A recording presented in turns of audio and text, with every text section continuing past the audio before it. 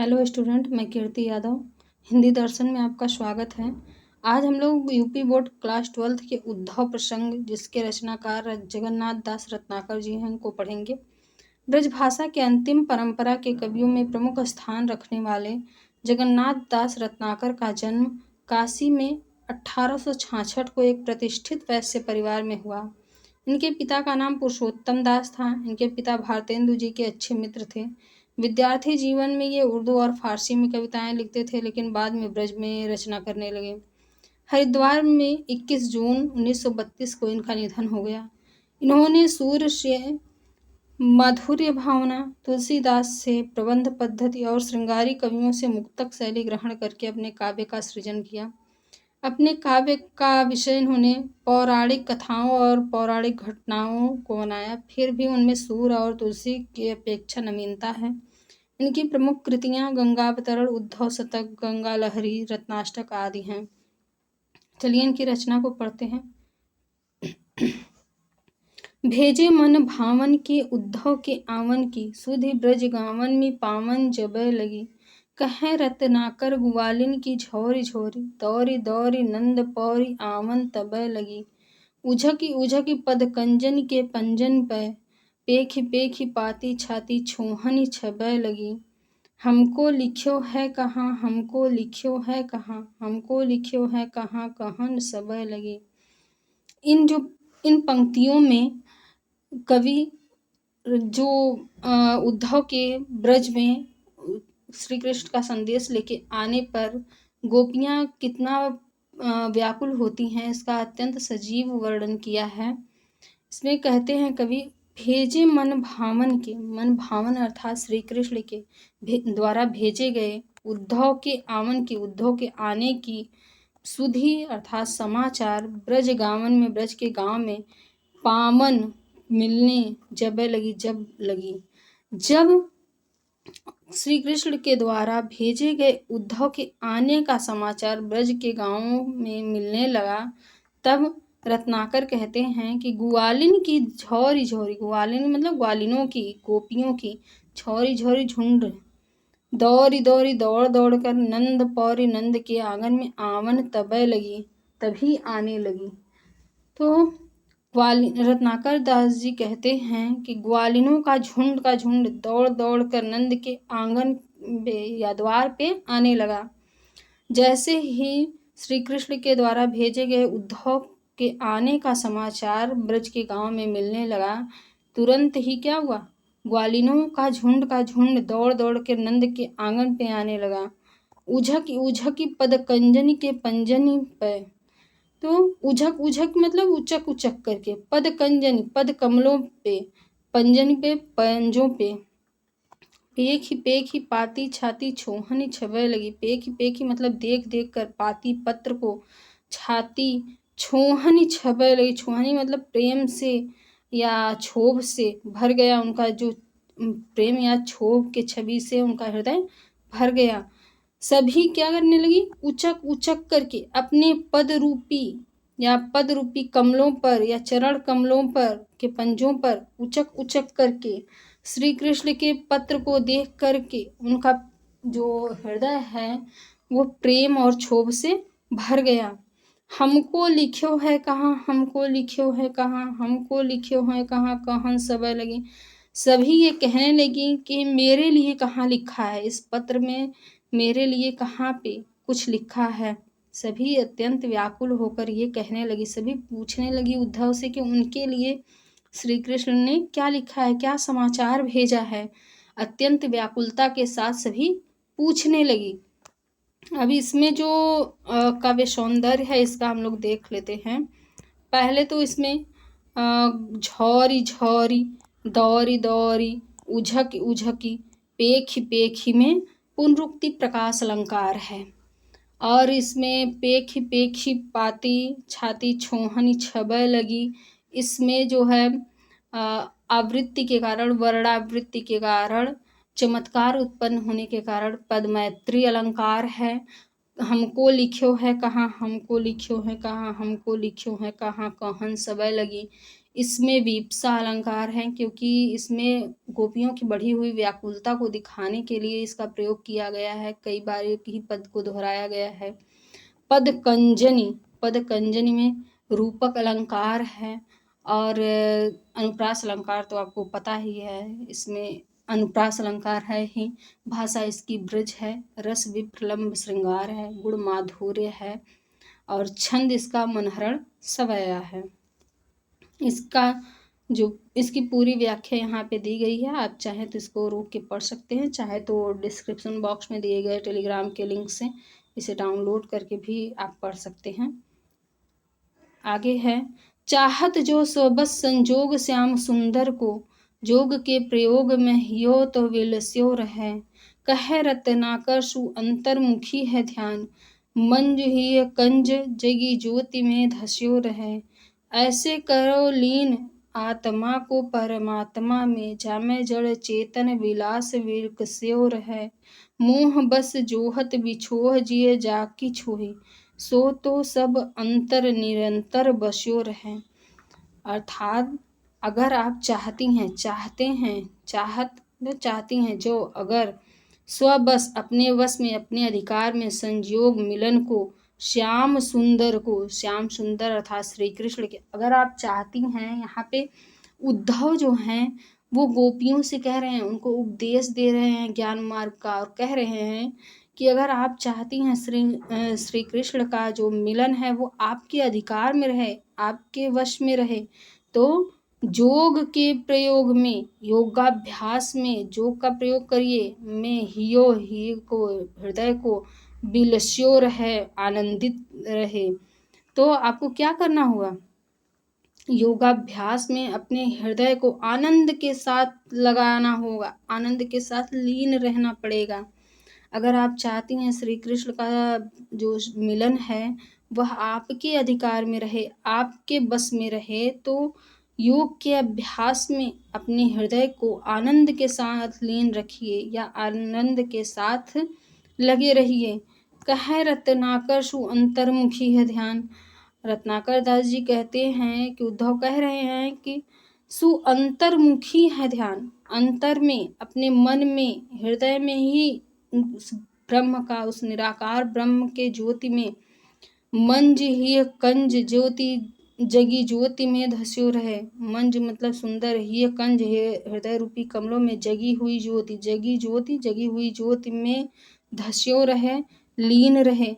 तो क्या करना होगा आपको, अगर आप चाहती हैं कि आपके मिलन जो है श्री कृष्ण के मिलन पे आपका अधिकार रहे, आपके वश में रहे, तो आपको अपने हृदय को प्रेम और योगाभ्यास में या योगाभ्यास में लीन रखना होगा, और आपके अंतर में ही, अपने हृदय में ही जो ध्यान है उसको लगाना पड़ेगा। अंतर्मुखी है ध्यान, अपने ध्यान को अंतर्मुखी करना होगा, अर्थात अपने हृदय में निराकार ब्रह्म को स्मरण करना होगा।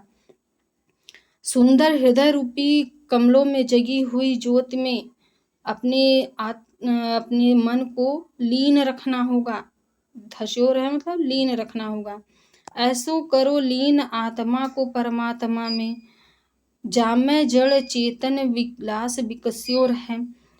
तो दूसरी लाइन से देखिए, जामे जिसमें जड़ चेतन का विलास मतलब सुख आनंद विकस्यो रहे, विकसित होता रहे, जिससे जड़ चेतन में विलास या आनंद विकसित हो रहा है, इस प्रकार से आपको ऐसो करो लीन, इस प्रकार से आपको अपनी आत्मा को परमात्मा में लीन रखना होगा।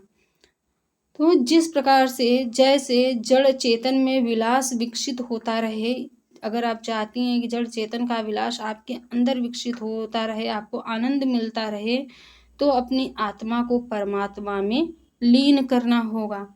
मोह बस जोहत, मोह के वश में होकर इंतजार कर रही हैं या देख रही हैं, बिछोह मतलब वियोग में, जी जाके छोई, जिसके वियोग में आप जिए मतलब हृदय को जाके, जिसकी छोई मतलब क्षुब्ध, प्रेम में क्षुब्ध या दुखी, जिसके मोह में आप वियोग में अपने हृदय को दुखी कर रही हैं, सो तो सब अंतर निरंतर बस्यो रहे। वो तो सभी के अंतर में, सभी के हृदय में हमेशा निरंतर वास करता है, निवास करता है, हमेशा बसता रहता है।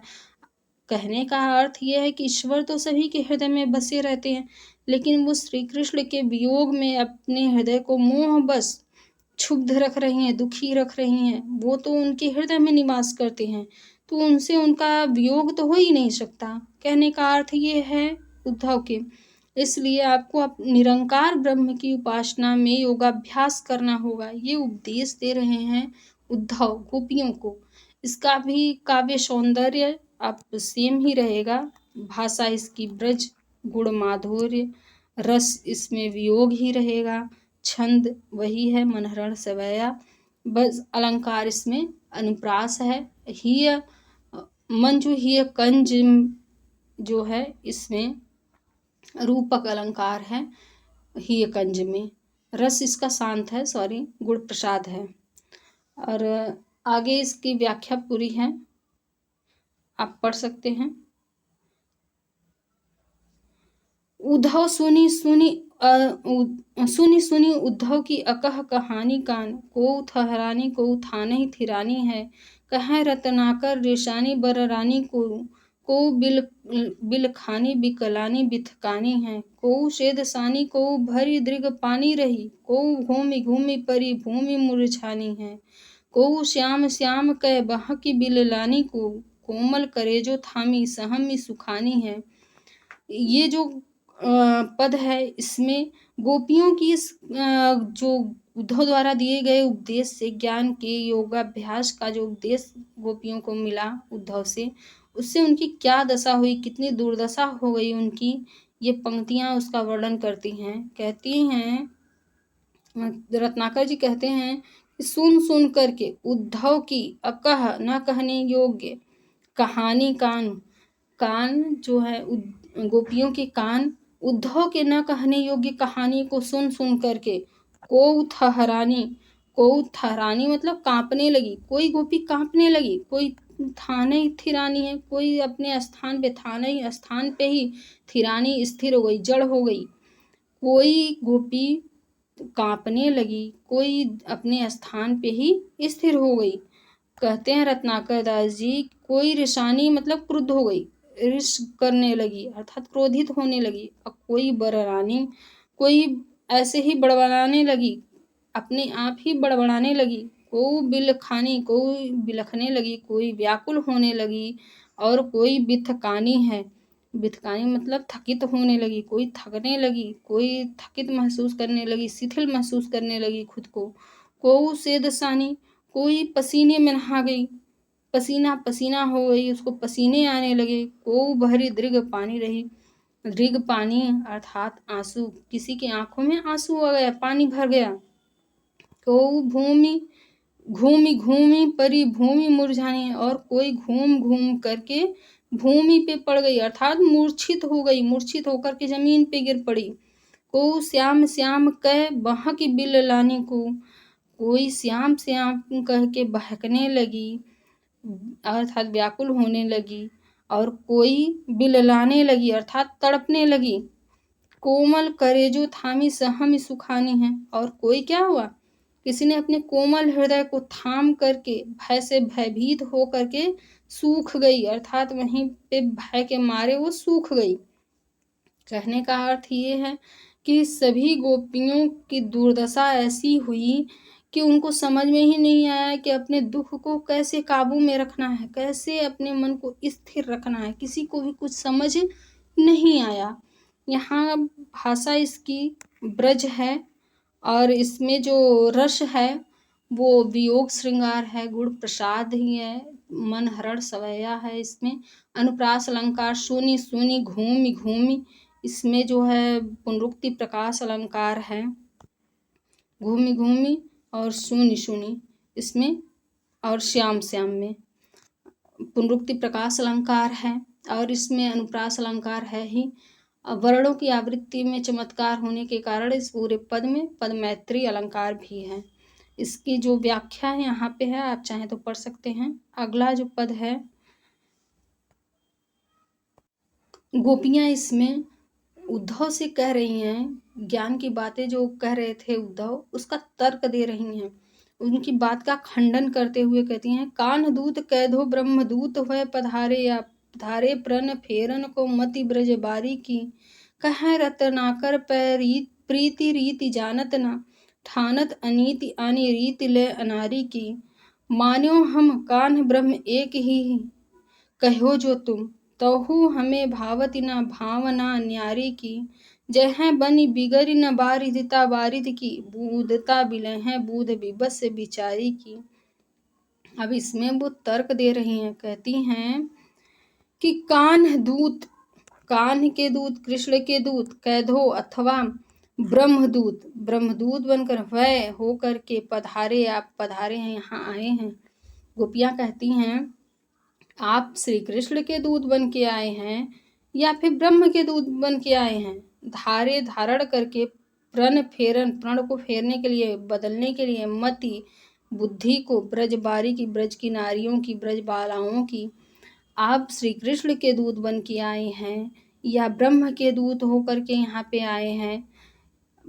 यहाँ के जो ब्रज बालाएं हैं उनकी बुद्धि को, उनके प्रण को फेरने के लिए, बदलने के लिए अब किसकी तरफ से आए हैं। गोपियाँ समझ नहीं पा रही हैं कि ये श्री कृष्ण के भेजे हुए दूत हैं उद्धव, और फिर भी निराकार ब्रह्म की आराधना का मंत्र दे रहे हैं इनको।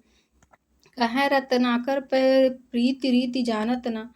रत्नाकर दास जी कहते हैं कि गोपियाँ कहती हैं उद्धव से कि आप प्रीत की रीत को नहीं जानते हैं, ठानत अनीति ठान रहे हैं, हमारे प्रति अन्याय कर रहे हैं, आनी रीति ल अनारी की, आप यहाँ पे अनाड़ी की अर्थात निराकार ब्रह्म की रीत को समझाने आए हैं। यहाँ पे हमारे साथ आप अन्याय कर रहे हैं क्योंकि आप प्रीत की रीत को नहीं जानते हैं, नहीं समझते हैं, और उस अनाड़ी की रीत को समझाने के लिए हमारे पास आ गए हैं। इसका मतलब आप तो हमारे साथ अन्याय कर रहे हैं।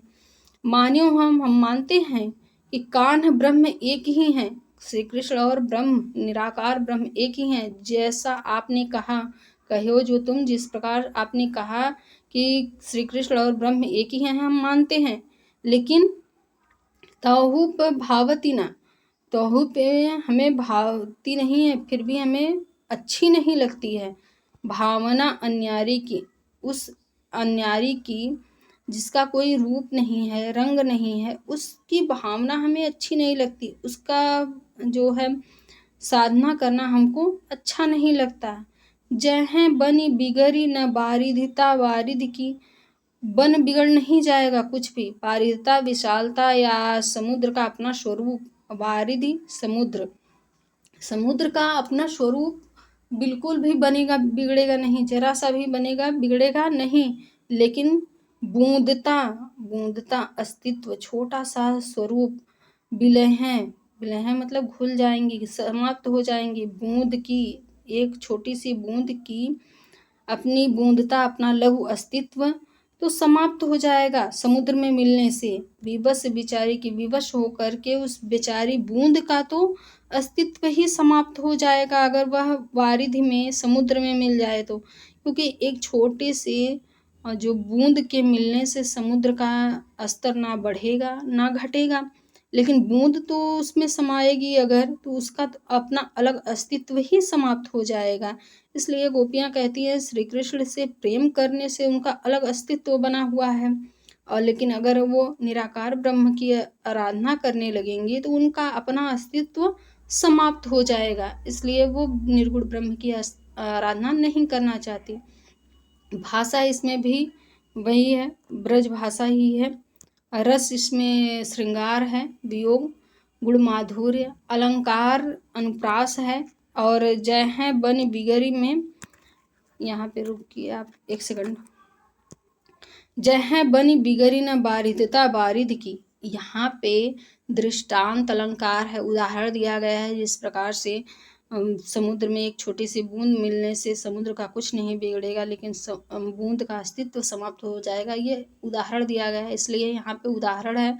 और पद मैत्री है, क्योंकि वर्णावृत्ति के कारण चमत्कार भी उत्पन्न हो रहा है, बनी बिगड़ी बारिदता बारिधि ऐसे कुछ करके, तो यहाँ पे पद मैत्री भी है। यमक अलंकार और श्लेष भी है, क्योंकि यहाँ पे इसके कई अर्थ निकल रहे हैं, इसलिए यहाँ पे यमक और श्लेष भी है। बारिधता में श्लेष है और यमक तो आपको समझ में ही आएगा, क्योंकि इसमें इन पूरी लाइनों का 2 अर्थ निकल रहा है।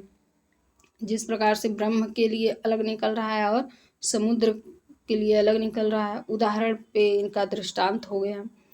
तो इसकी भी पूरी व्याख्या यहाँ पे दी गई है, आप चाहें तो पढ़ सकते हैं।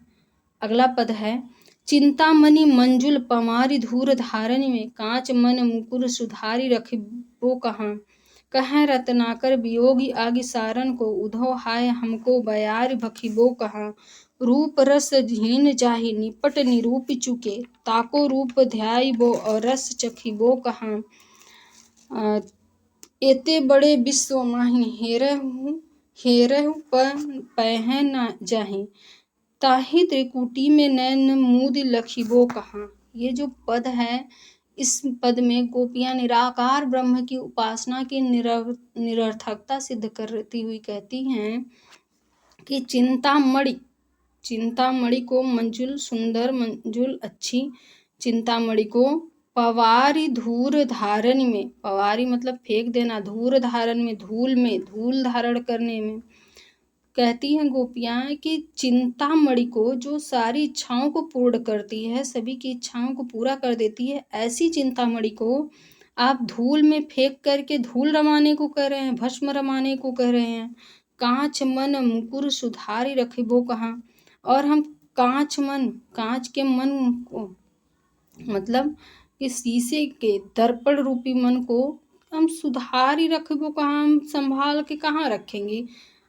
कोई इंसान अगर जिसके पास चिंतामणि है, जिससे सभी इच्छाएं पूरी हो सकती हैं, वह उसको आप धूल धारण करने के लिए, धूल में फेंक करके और भस्म रमाने के लिए, धूल धारण करने के लिए कह रहे हैं। और कांच के समान मन रूपी दर्पण को आप संभाल के रखने की कह रहे हैं। मतलब ये तो असंभव बात है ना। कोई अनमोल चीज़ कोई फेंक करके कांच को क्यों इकट्ठा करके रखेगा। कहें रत्नाकर वियोगी आगि सारन को, रत्नाकर दास जी कहते हैं, गोपियाँ कह रही हैं कि वियोग की आग को सारण मतलब बुझाने के लिए, वियोग रूपी आग को बुझाने के लिए, उधो हाय हमको बयार भखिबुगा। गोपियाँ अत्यंत दुखी होकर के हाय करती हुई कह रही हैं कि हाय उद्धव, आप हमें बयारी मतलब हवा, भखिबो मतलब खाने के लिए, भक्षण करने के लिए कहो, मतलब कह रहे हैं आप हमें वियोग की आग को बुझाने के लिए, हाय उद्धव आप हमें हवा का भक्षण करने के लिए कह रहे हैं, मतलब निराकार ब्रह्म की उपासना करने के लिए कह रहे हैं। हम तो वियोग की आग में व्याकुल हो गई हैं। कहने का अर्थ यह है कि हवा जो है वो क्या करती है, आग को फैला देती है और भड़काती है, उससे कोई भी आग बुझती नहीं है। और उद्धव उन्हीं को प्राणायाम के द्वारा उसी निराकार ब्रह्म की आराधना करने के लिए करें। रूप रसहीन जाहि निपट निरूप चुके। जिस ईश्वर को, जिस निराकार ब्रह्म को आप रूप रसहीन बता चुके हैं, निपट अत्यंत, निरूपी मतलब निरूपण कर चुके हैं, बता चुके हैं।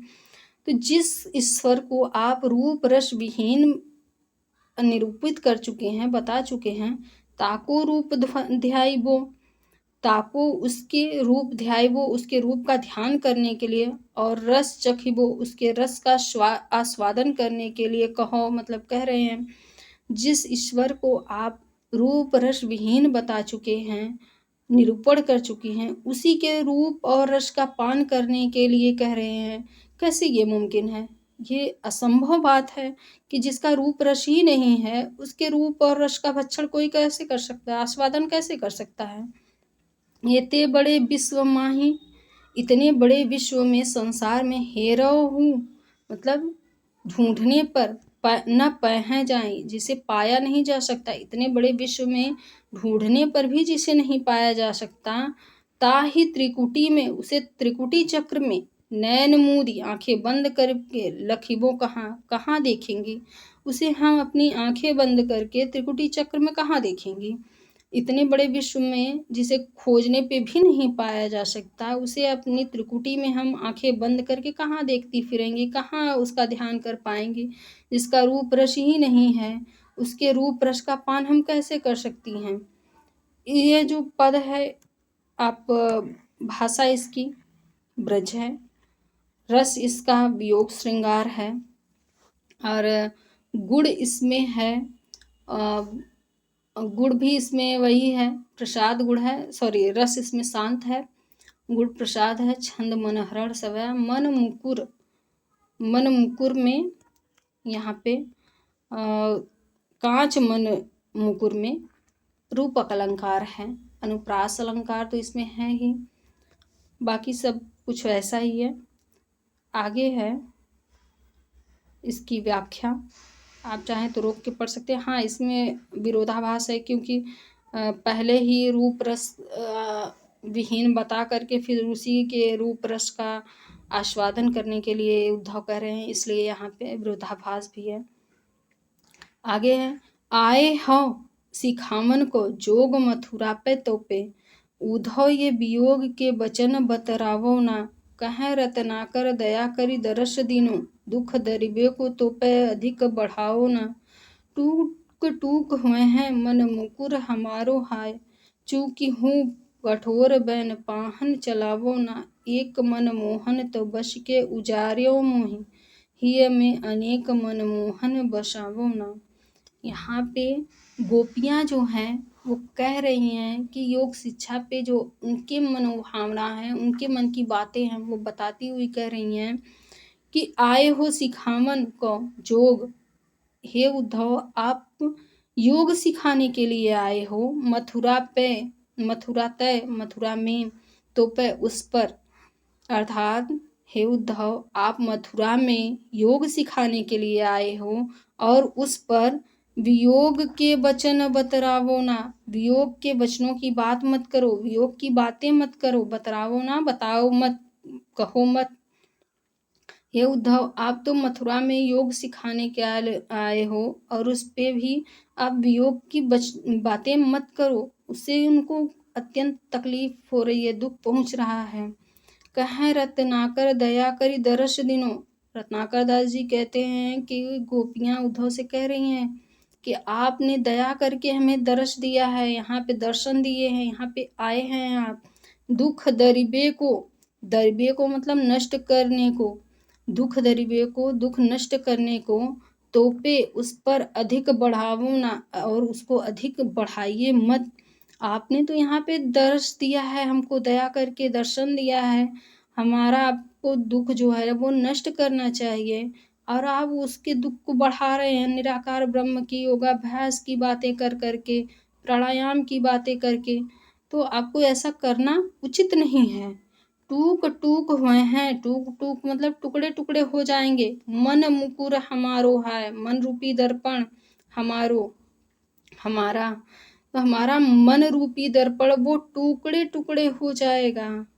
वो दुखी होकर हाय करती हुई कह रही हैं कि हमारा मन रूपी दर्पण टुकड़े टुकड़े हो जाएगा, चूकी हूँ कठोर बैन पाहन चलाऊँ ना, इसलिए आप कठोर वचन रूपी पत्थरों को उस पे चलाइए मत। हमारा मन रूपी जो दर्पण है अत्यंत नाजुक है, कोमल है, वो टुकड़े टुकड़े हो जाएगा, इसलिए आप अपने कठोर वचन रूपी पत्थरों को उस पे मत चलाइए, अर्थात वियोग की बातें मत करिए। एक मन मोहन तो बस के उजार्यो मोहि, एक ही मनमोहन ने अर्थात श्री कृष्ण ने बस करके उजाड़ दिया है हमें, मोहि मुझे या हमें तो एक ही श्री कृष्ण ने हमारे मन में बस करके उजाड़ दिया है। हिय में अनेक मन मोहन बसाओ ना, हिय में हृदय में हमारे अनेक मनमोहन को मत बसाइए, अनेक श्री कृष्ण को मत बसाइए। एक ही श्री कृष्ण के कारण हमारी इतनी दुर्दशा हो गई है, उस पे अगर हमारा मन रूपी जो दर्पण है वो टुकड़े टुकड़े हो जाएगा तो उसमें श्री कृष्ण के कई प्रतिबिंब होंगे, अर्थात कई श्री कृष्ण बसेंगे, उससे टूटने से हमें कितनी तकलीफ होगा उसका अंदाजा लगाना ही कठिन है, मुश्किल है। इसलिए वो कहती हैं कि हमारे मन रूपी दर्पण को आप तोड़िए मत, टुकड़े टुकड़े मत करिए, जिससे उसमें अनेक मनमोहन बसें और हमारी और भी अधिक बुरी दुर्दशा हो जाए। इसमें भी आप एक बार इसको देख लीजिए। भाषा इसकी ब्रज है, गुण इसमें माधुर्य है, रस विप्रलम्भ श्रृंगार है, छंद मनहरण सवयः अनुप्रास अलंकार है, मन मुकुर और बैन पाहन और मन मुकुर में रूपक अलंकार है, मन रूपी दर्पण और वचन रूपी पत्थर। इसलिए यहाँ पे अनुप्रास अलंकार रूपक अलंकार है। टूक टूक में पुनरुक्ति प्रकाश अलंकार है। यहाँ पे एक मनमोहन तो बस के उजारे मोहे हिय में अनेक मनमोहन बसावो नामे वक्रोक्ति अलंकार है।